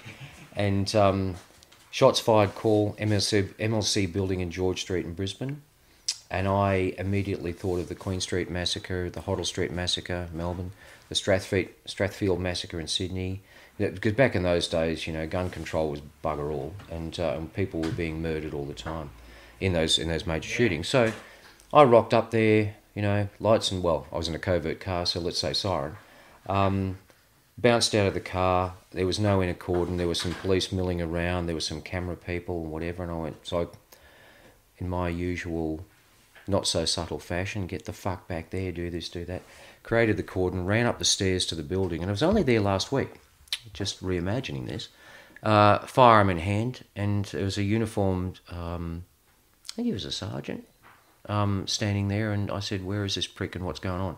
And he pointed with his head, his chin or whatever, and said, he's right there. So I walked over and did a quick peek around the corner to the lift foyer area, and suddenly there's a guy sitting there with a rifle on his lap, a cardboard box full of what I later found out was 15 sticks of gelignite, 3 electronic detonators and a 12-volt battery, and some army webbing that I later found out had a hand grenade in. But anyway, I looked at the rifle and I went, hey, calm down. And he said, his words were, put that fucking gun down and come in and talk to me or I'll blow the whole place up. I had always vowed and declared I'd never surrender my firearm. I turned and gave it to the uniform guy, and I took a couple of steps in and went, holy Jesus. Having been in the bomb squad, I saw exactly what this was, and he'd wired this up perfectly. So in essence, mate, I then spent the next hour and a half just making shit up as I went along, and just started talking to him, and gradually the story came out. He was a Vietnam veteran. He'd been a Nasho, came back, life never the same, failed marriage, child out of, as we used to say quaintly, out of wedlock, that he was paying maintenance for. He'd worked for the council, he'd worked for, this, lost job, couldn't keep jobs, just your classic poor, bloody PTSD sufferer. And he came into the MLC building where the superannuation office was and wanted to cash in his super, what there was of it, to meet the next maintenance payment. That was on a Thursday, and in his words, this character in a tie laughed at him and said, if you cash it in, you'll have to pay us money. He went home, got on the gas again on the Friday at his favourite bowls club, gave his dog tags to the barmaid that he quite liked, woke up on the Saturday, dug up all these sticks of gelignite, God knows where he'd gotten them from, and made an IED, got his army webbing out, got his rifle, put it all on his trail bike, rode a trail bike in from Indooroopilly, I think, into the city. And for those who know Brisbane, it's about 11 to 12 clicks. Thank God didn't come across a copper. God knows what would have happened. Parked his trail bike on the footpath, went upstairs, fired 2 rounds through a plate glass door and said to the security guard, "Get out." And he was fully intending to blow the place up and kill himself as well. So we sat there and I went in and out of the building a few times to just calm everyone down outside. And again, it's got 2 hours on this, but I established with him and us, almost an us versus them. It's you and me, Frank, against them, yeah. And somehow connected with him, I think, and I saw in him all these struggles he was having that mirrored what I was going through, and I had no idea what I was going through. And I remember thinking, shit, I understand this stuff, you know. So I'd talk to him and go, "Hey, tell me about this. What do you think about that?" Yeah, shit, that happens to me too. So we got to the stage he surrendered his rifle in exchange for a beer, which broke all the rules yet again. No, and anyone who knows me knows I never really followed the rules. And then he had the bomb or the IED, and we talked about how to walk out of that. And I reckon it was probably 20 minutes before the end of the siege, he just said, "Oh, look," his words, "I forgot to mention I had this," and he pulled a hand grenade out and pulled the pin out. Live hand grenade. And I remember thinking, oh, Jesus, you know. Begged him to put it back in, etc. And he said, "No, I'm giving you 30 seconds. I'm gonna let the pin go, let the lever go, and I know from a hand grenade you've got 5 to 7 seconds to get out." I wouldn't have made it. The device that size, I would have been dead anyway. And I just looked him in the eye and said, "Mate, I've got enough fucking nightmares in my life now. You're not gonna be another one. Can you just put the pin back in, please?" And I remember he looked at me and said, "Oh, you do get it?" I said, "Yeah, fuck, yes I do. Can you just put the fucking pin back, please?" So he did, gave the hand grenade to my uniform mate, and he took it outside, and then we talked about how to walk out with some dignity and some grace. And he said, "If I come out with you, can you not put me in handcuffs?" And I said, "Listen, mate, you come out with me, I'll fucking make sure no one puts you in handcuffs." So there's some great footage that I watch from time to time of he and I walking out of the building, and we're just like 2 blokes having a chat. And we hop into the back of the old green Falcon and off we go, because I kept my word. And I said to him during the last stages of the siege, I said, "Mate, you know, you could kill yourself." "Yeah, that'll get attention." So, "You know what's going to be better? You come out with me, there's bloody newspapers everywhere out there and TV. They will tell your story, because I'll make sure they know your story, and you'll embarrass the insurance company much more and get a better result." The good news was, bad news, he went to jail for 6 years, but the good news was they paid him his superannuation in full with no fees. That says a lot. It does, and I think for you, I was, you know, it's serious matter, and I was chuckling along a little bit. Oh, there's lots of fun stuff in there. Yeah, but I'm seeing just you wanting a normal Saturday afternoon, you know, and with a hangover, as I might add, as well. and then you go. It's the sharp end of policing. You just never know what you're going to go into, and I think, like you said, there's some key moments where you were looking, going, "Well, hang on, I'm feeling exactly the same here. Like that could easily be me doing the same thing, because you're a bomb expert. You knew bombs. You know, sharpshooter. You all these things that, and same thing, PTSD. He was just, and I think his era, Vietnam, was we all know, we've seen it with a lot of the Vietnam vets, and a lot of modern day veterans as well, and a lot of World War I, World War II, just try and get on the best they can, and a lot of police officers as well, and first responders, same thing. It's a common thing. PTS is a common thing, and we'll get to it further on with you down why the work you do now and the important work you do, but that to me, I was chuckling, but there's some seriousness in that too, and you saved his life that day. Whether he, you know, the 6 years jail that he's sitting in the cell later on, whether he might agree with you that, "Thanks, Keith, you saved my life," or Yeah. Oh well, there you go. I know he did, mate, because I gave evidence in his magistrate's court committal hearing, and as I walked out of the witness box past him, he stopped. He said, "Can you stop for a minute?" I said, "Sure." He put his hand out and shook my hand and said, "Thank you for saving my life, mate." And he went in. He didn't 6 years. He might have done 4, I think, and bottom of 4 with parole. But yeah, I kept a bit of track of him as well. I lost it when I left the cops, but he'd lost weight, he'd trimmed out, he'd wasn't able to drink inside, and I was very confident that it was a huge change in his life. I have no idea where he is now. I'd love to catch up with him if he's still alive. It's given his lifestyle, it's probably unlikely. Yeah. But no, I know. Yeah, he did. Yeah, he was genuinely thankful. I think what comes to my mind too is that I go back to Shane, and then I go back to this guy, and the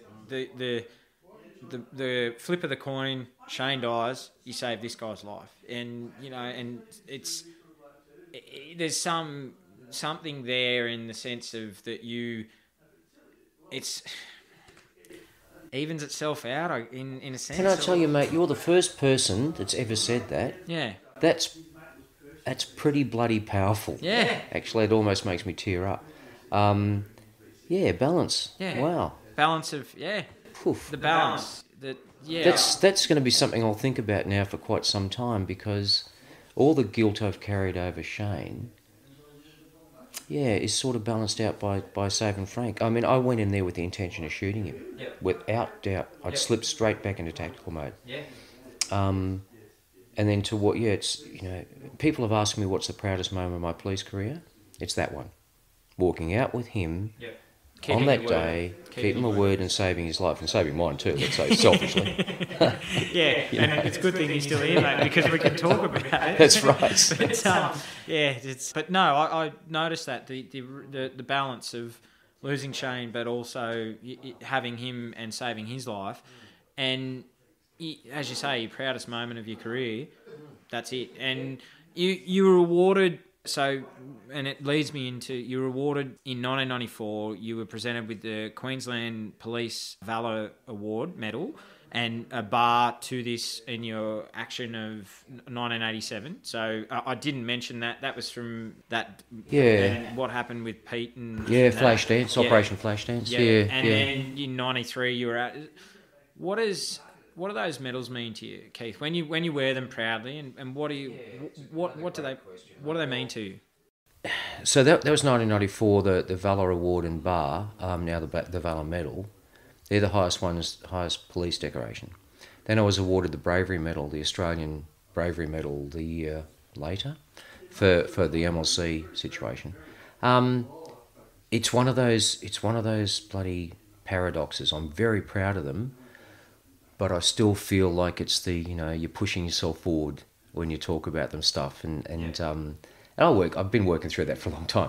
But every time I put them on and I wear them at say Police Remembrance Day particularly, or other events, always think of Pete, always think of Frank, saving Frank. But also I wear them not just for me, I wear them for my family, and for all those cops who do brave things that are never recognised. Yeah, and there's a lot of them. The only reason I got my medals is because of the publicity, I guess, or you know what I mean, because of the level of what the level of the action. Because there are police who do things that just get no recognition at all, So I want to add something here, and I know it's something that, because I know you really well, and those medals to me also represent the number of undercover mates that you lost, so and the way that they were treated, and some of them you mentioned in your book, of the mate who had the heroin addiction, and because of his, that's the nature of that those medals mean to them as well. And I suppose you probably never thought of it like that. No, I haven't. I look at those, that they represent them as well, and they're. Your whole career it's all moments and things that have happened, but those medals to me also represent those men that and some of them you've lost, and so for your family. They represent your family. They represent, you know, Pete and Frank, but also your colleagues that you couldn't save, and because of the line of work that you were in. That's, to me, that's I see that as well. That's insightful, because you've actually, you know, this is the beauty. You've given me some things to think about today. You know, that's great. No, great. And so in 1995, you come to the decision that it was time to resign and leave the police after 20 years at the sharp end of policing. Why did you feel it was that at that point then it was time to go, leaving your dream job? I knew I was broken. I knew I was broken, I just didn't understand why. But also, I just knew I didn't fit the corporate mould anymore, that I didn't fit the mould of being a cop, and probably didn't anyway. I was told that if I wanted to stay and be promoted, I needed to change my personality, my attitude, stop challenging authority, stop being so friendly with the troops. You know, I was told that if you want to be promoted, there's an us and them. All the stuff that I railed against. And at the same time, I was being approached to join the corporate world for the reasons that I was outspoken, I challenged authority, that I supported people. You can't make this stuff up, mate. Quite literally, it was completely the opposite end of the scale, or 180 degrees rather. And I just looked at it and thought, wow, you know, I've already lost one marriage. I want to have some kids at some stage, and I just knew, as hard as it was to say I had to go, I just knew I couldn't stay. And I missed it every day since, you know. But I went into the corporate world, I did an MBA, I reinvented myself, I, you know, had 2 beautiful daughters, still married to my wife, and long marriage, and oh, Jesus, she's had the patience of Job, I'll tell you. Going through the whole PTSD path. Then recovery has been amazing. But again, I qualify for anyone out there, you never, in my opinion, you never get over it. You can just push it down to it so it's a part of your life, not the main part of your life. But yeah, so it's been an interesting journey, mate. And having my books published has given me the opportunity to do these sorts of conversations, some media, and talk about mental health, you know, and as I say to everybody who listens to me bang on for a couple of hours, if I can get over my shit, you can get over yours. You know, and that's not to diminish anybody's experience or anything, but mine was pretty bloody catastrophic. And all you need to do is understand that you have an injury, that it's nothing to be ashamed of, that it's an injury just like breaking your leg or your hip or your arm. It's an injury. Once you understand that, and you know it's not your fault, is the second thing, then you can start actually understanding, coming to terms with, coping with, working through, reading, researching, talking to other people who are in a similar experiential part of their life with post-traumatic stress. And it's a disorder because it becomes a disorder when it affects your life for more than 4 weeks. That's the classic definition of any mental health issue. And I reckon 35 years is a bit more than 4 weeks. And it's okay, you know, it's okay. And the other big thing is, talk to someone you can trust. And if you are the person that's being spoken to, don't judge. Do not judge and say, oh, well, it's not as bad as, because that's bullshit. You know, so once you find that tribe and that person you can speak with openly, like you and I do, like, you know, other blokes ring me, I ring them. I'm having a shit day today, mate. Yeah, okay, what's going on, brother? And I just talk, and they don't try to they don't try to problem solve. They don't try to give me a solution. They just get in the mud with me over it. Yeah. Go, okay, tell me about it. That's a major part of recovery. Yeah. But I do just reinforce every chance I can. Anyone who listens to these sorts of conversations, understand you're not doing this by yourself. You're not the only one going through this. You're not insane. You just have an injury. For a long, long time, I thought I was all alone. So I didn't talk to anybody because I just thought I was a bit fucking nuts. And some could argue I still am. But that's what it's all about. You know, you think you're the only one, and that's where things can go really bad. So I say this to anybody out there, and other media I've done, find me on Instagram, You want to DM me? Have a chat. And I've done that with quite a few people, men and women, over the last couple of years, and it's been awesome to be able to help in some way. You mentioned, so your PTS, and for you were formally diagnosed in 2019, and did that come as a shock to you, or did it finally you knew that I'm not insane, there is a problem? Didn't come as a shock. I knew I had problems, but I guess, mate, the analogy I use is finding the right counsellor or psychiatrist or psychologist is like speed dating.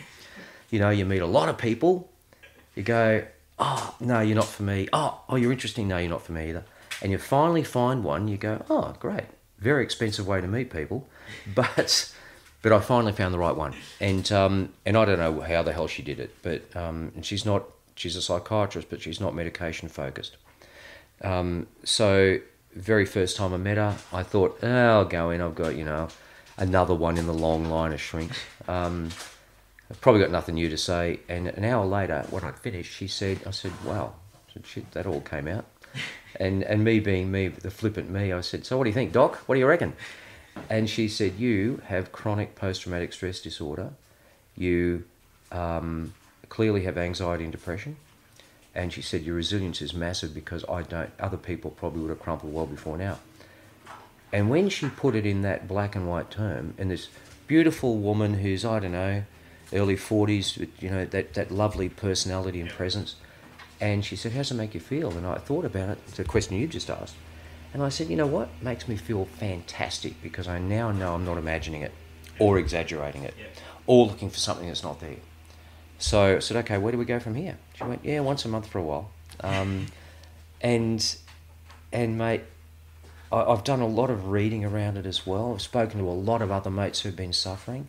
And the more I read and the more I talk and the more I exchange, emotions and experience, the more I understand about it. And I have never felt so empowered in my life. I haven't felt this empowered in my life since I reckon I was probably 20 years old. I've got that energy back again. I've got that love of life back again. Because as you know, you go through life and there's no joy. Yeah. I just had no fucking joy in my life for so long. Now, I'm like a bloody effervescent Energizer bunny when it comes to this stuff, because I just, I've turned such a corner that I want to share it. And you want to help people as many as I can. Yeah, and impact. And you and I often speak of it a lot, and you actually helped me with my book, and that's coming out later on this year, hopefully. But mate, you've helped me along my journey too. Like I say it, and I've said it to you a lot in our phone conversations, and you are a brother to me.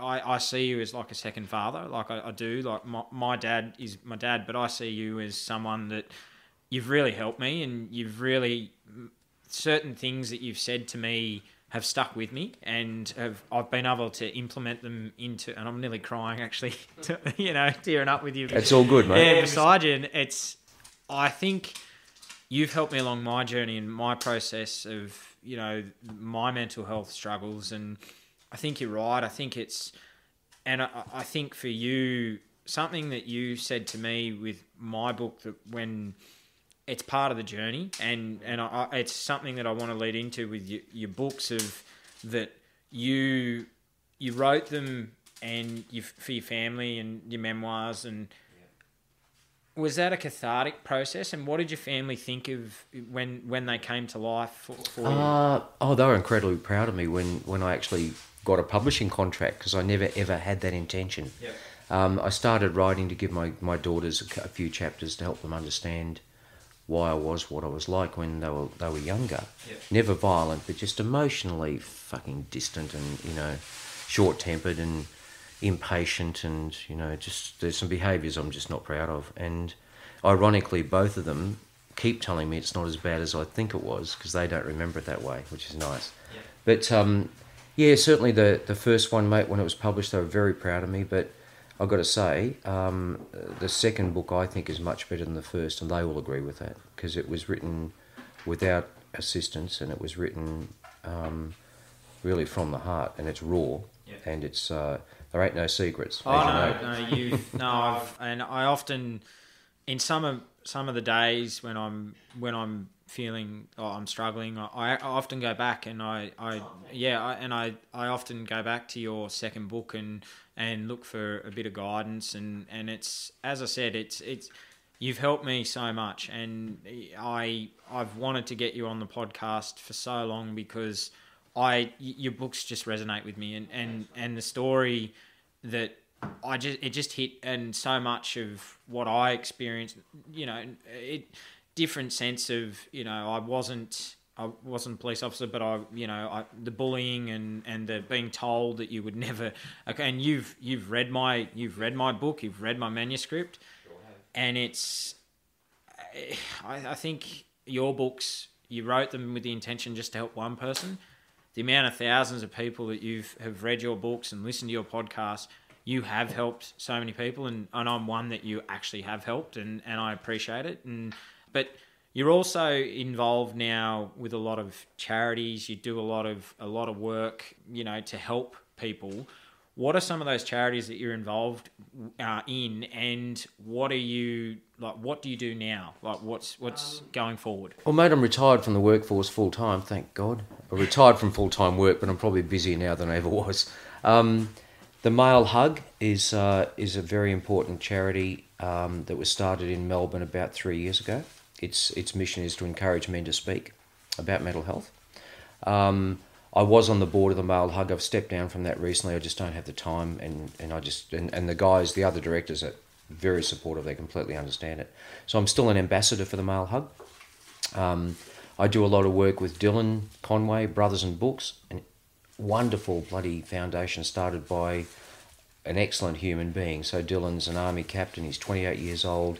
He spends almost all of his spare time fundraising with Brothers and Books, opening community libraries at army bases, hospitals, police stations, now fire stations. Brilliant guy, and I will bloody promote his work as every chance I get. Great, mate. Yep. So I've starting to do some work with another friend who worked in a mental health emergency responders organisation in South Australia. I'm also about to be involved with Aussie Frontline, not in any organisational capacity, but more again as an ambassador. And I do all of this voluntarily because I believe in all these organisations that are really getting out there and raising the awareness. The big thing I've got coming up is the Heart to Heart Walk, and I'll be going on that with Cameron Hardiman, who you'll be interviewing shortly. We're starting in the centre of the Northern Territory, and the walk itself goes for 3 months. There's no goddamn way I'm doing 3 months, but I'm doing a couple of weeks here and there.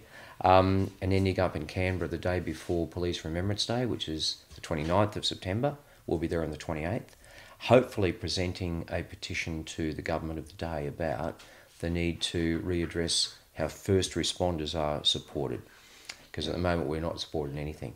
But for me, more importantly, mate, it transcends all of that. It's about every opportunity I've got to talk about mental health and non-gender based. Yep. There are men suffering, there are women suffering. And that, for me, if there's a ripple effect from it, if I can help one person or 2 or 10, and they then in turn help others, that's fantastic.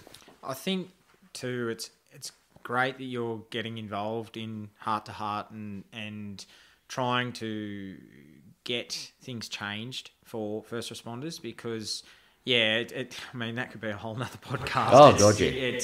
But it's something that we're all passionate about. Yourself, Cam, myself. There's many other first responders that I'm going to have on the podcast that our service affects everything that we've seen, and it's you can't unsee that, and you can't, and the trauma, you can't unsee that trauma. And I think it's hopefully we can make, like you said, make enough noise that there is change put in for first responders, because there's, at the moment, it's like you've said, we've got to help each other at the moment, because there's nothing there at the moment for us. There's, it's in the early stages, but I think for too long it has been we've just been just pushed to the side, And you know what, mate? It won't happen for my generation, but it certainly will for yours. Yeah. And if I can be part of giving something back or paying something forward, that men and women of your age and younger who are moving into service can get that support that should have been given to us years ago, then again, that'll make me very happy. Absolutely. So where can people get a copy of your books? And if they, like, obviously you've touched on a few stories in the book, and I tell you what, there's some amazing, we've only scratched the surface. There's also some funny stuff in there, mate. It's not all doom and gloom. Thank you. Booktopia is definitely one of the best online providers. They're still out there in Dymocks and QBD and, as they say, all good bookstores. If anyone would like a personally inscribed copy, all they need to do is find my website, which I've put seconds of thought into. It's www.keithbanks.com.au, and there's an area in there just to click a box and order. And I've been very humbled that a lot of people have done that, and I personally inscribe each one with as much of a message as I can give personally to that individual, rather than just a blanket, So yeah, mate, I'd love people to read them. I have to point out that authors get bugger all out of a book, so it's not a shameless money grab. However, having said that, the concept is buy your own. Don't borrow it from someone else. We struggling authors need to make that $2 a book. I think people should read them because the feedback I get is brilliant. Mate, there's some really great life lessons in what you've written, and I'd say that not just for police officers, for first responders, army veterans, for just everyday people. There's things that you talk about that police see a side of society that the average everyday citizen doesn't see, and I think what you do and what your colleagues, because you're a police officer for life. You never leave. You are a police. You're part of the police community for life. It's like any first responder, any veteran. You are still. That is, the willingness to serve has never left you, and it's why you no longer carry a badge. You help others by talking about mental health, and so you're still always part of the blue family. You bleed blue, which you do, but you are that person that is giving back in other ways now, and I think it's just as important, this role that you've taken on post policing career, to help save people's lives, because we are losing far too many in what they've seen in their service. And I think it's so critical that what you're doing, and your story is one of just absolute, mate, never giving up, true grit, true determination. And there's a quote that I'd like to finish with. Actually, I'll get to that in a second.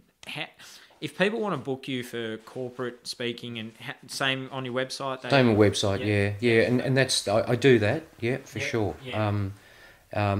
Yeah. Thank you. No, mate. That's been something that's just really organically growing all the time. Yeah.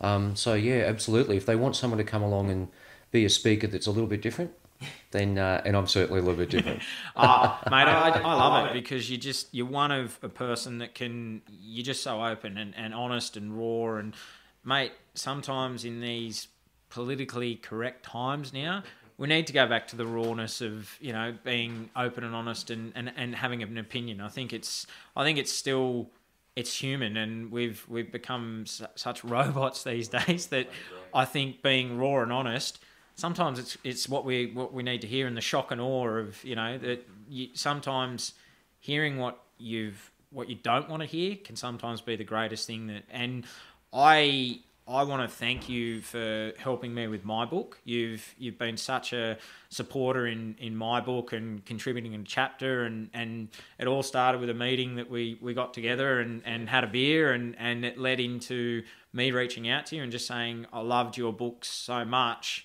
Would you contribute? And you were more than happy to contribute, and I want to thank you for that. And what are your plans going forward with your wife and your beautiful daughters? Oh, mate, just enjoying each day now. Enjoy every sandwich is one of my favourite sayings, and and just really maintaining that enthusiasm that I lost for life for such a long time. Yeah, absolutely. Well, mate, there's a quote, and I'm going to finish with this quote that I really believe sums you up. So, Keith, your story is one of inspiration, courage, bravery, and never giving up. And the quote is, "You will never do anything in life without courage. It is the greatest quality of all, mind next to honour." And to me, you are a person of honour. You've served your family with integrity, and you've served your state, you've served your country, and I want to thank you for what you've done as a police officer and what you continue to do going forward post service. And I want to thank you coming on True Blue Conversations and sharing your story. And thank you for the work that you continue to do for your brothers and sisters in the police, and also first responders and people who are suffering with mental health and PTSD. So, Keith Banks, it's been an absolute honour and a privilege to have you on True Blue Conversations. Thank you, brother. Thanks, Adam. That means a lot to me, brother. Thanks for listening. Don't forget to subscribe and leave a review for the podcast on whatever platform you get your podcasts.